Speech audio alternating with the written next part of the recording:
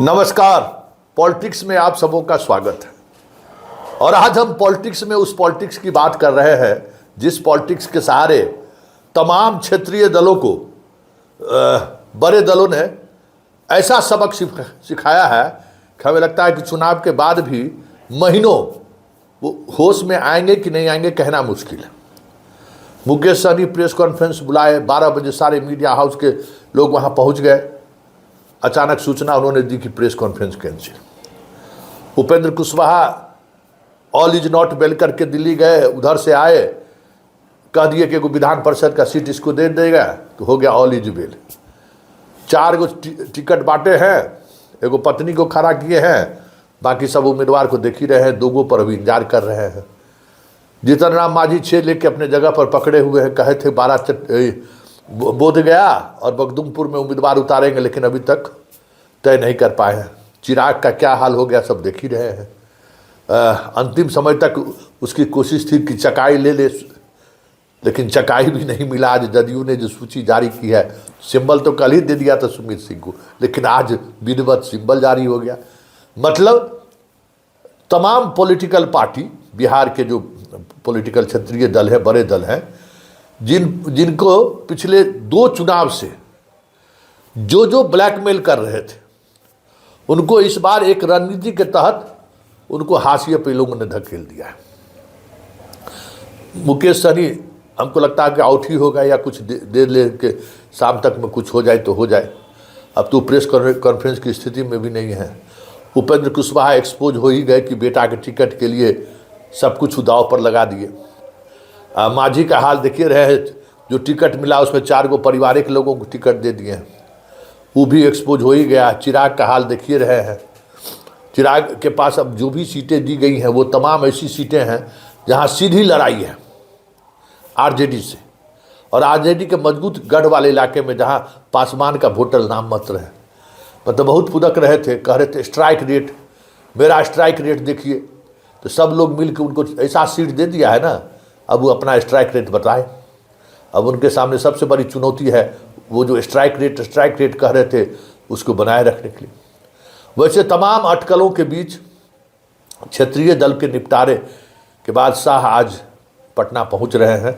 3 दिनों तक पटना में रहेंगे और आज 5 बीजेपी के मुख्यमंत्री पटना पहुंचे हुए हैं। सभी लोगों के रामकृपाल यादव के नॉमिनेशन से लेकर सभी जगह, सम्राट चौधरी का भी आज नॉमिनेशन है। पर एकदम पूरे ताकत के साथ बीजेपी मैदान में उतरी है। पूरा एनडीए पूरी ताकत के साथ मैदान में उतरा है।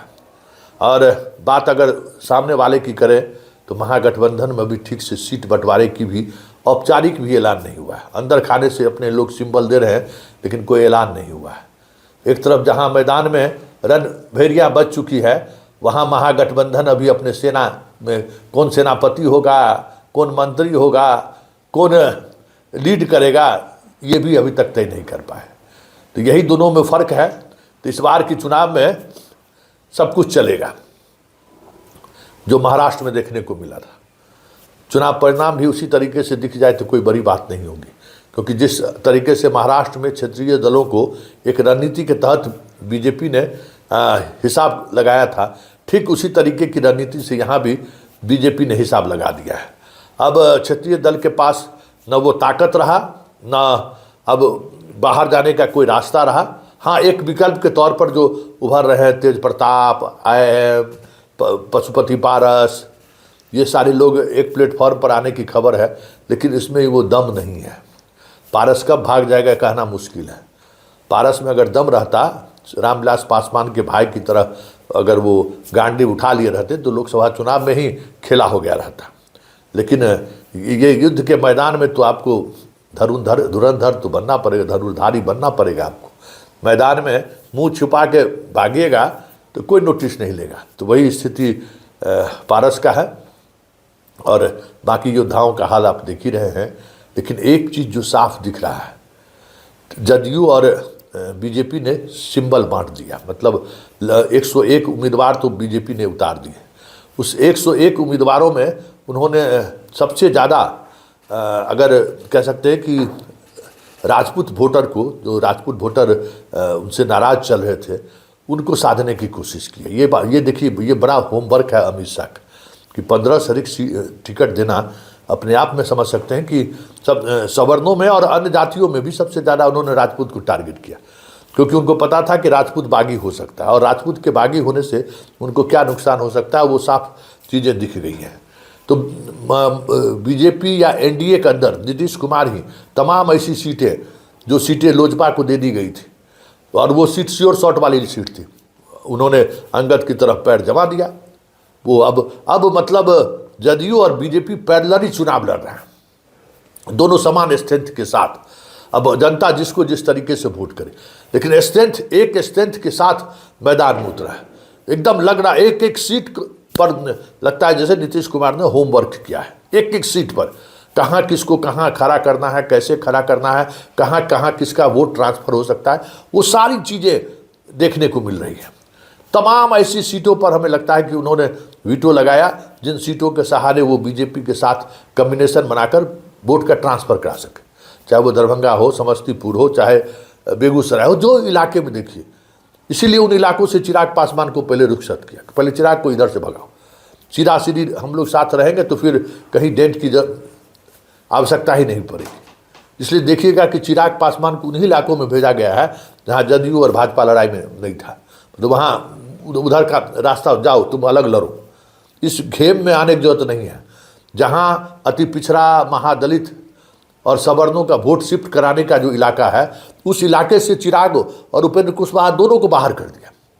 वहाँ हम दोनों रहे तो दोनों के वोटर में कोई कन्फ्यूजन नहीं रहे। हम दोनों वोटर साथ रहेंगे तो स्ट्राइक रेट 90% के करीब जा सकता है। ये समझदारी अमित शाह को है। इसलिए इन तमाम इलाकों से ऐसे तमाम क्षेत्रीय दल जो जिसकी वजह से कम्बिनेशन कहीं न कहीं प्रभावित हो सकता था, एनडीए के वोट में बिखराव हो सकता था, साथ रहते हुए भी उसको उन्होंने एक सोची समझी रणनीति के तहत उस इलाके से ही बाहर कर दिया। जहाँ नीतीश का इलाका है उन इलाकों में भी चिराग और उपेंद्र कुशवाहा का प्रवेश नहीं करने दिया। उसी तरीके से जहाँ बीजेपी का खुद का इलाका था उन इलाकों में भी चिराग और उपेंद्र कुशवाहा को प्रवेश करने नहीं दिया गया कि भाई हम दोनों लड़ेंगे। भाई अब देखिए तमाम, आप सीट देख लीजिए, उठा लीजिए गंगा के इस पार, फर्स्ट फेज में सबसे थोड़ा असहजता वाली सीट थी, उन सीटों में आप देख लीजिए सब लोगों को हटा दिया। हम बीजेपी और जदयू साथ जाएंगे, वहाँ एक कम्बिनेशन है, कन्फ्यूजन नहीं होगा। जैसे पिछले 2020 में कन्फ्यूजन हुआ और परिणाम क्या हुआ सबके सामने है, तो कन्फ्यूजन नहीं होने देना है। इसलिए गंगा के इस पार शिफ्ट कर दिया चिराग को। मगध में और शाहबाद में जाओ तुम घूमो, बहुत तुमको गुरूर था ना कि इस इलाके में मेरा वोट बैंक बहुत है। लेकिन गंगा के उस पार जहाँ सामाजिक समीकरण नीतीश के अनुकूल है और बीजेपी उस समीकरण को अगर साधेगी तो स्ट्राइक रेट 90% तक पहुँच सकता है, सबको साथ ले लिया। इसलिए इस बार बिहार का चुनाव सीट बंटवारे के साथ ही दिखने लगा है कि महाराष्ट्र की तरफ बढ़ रहा है।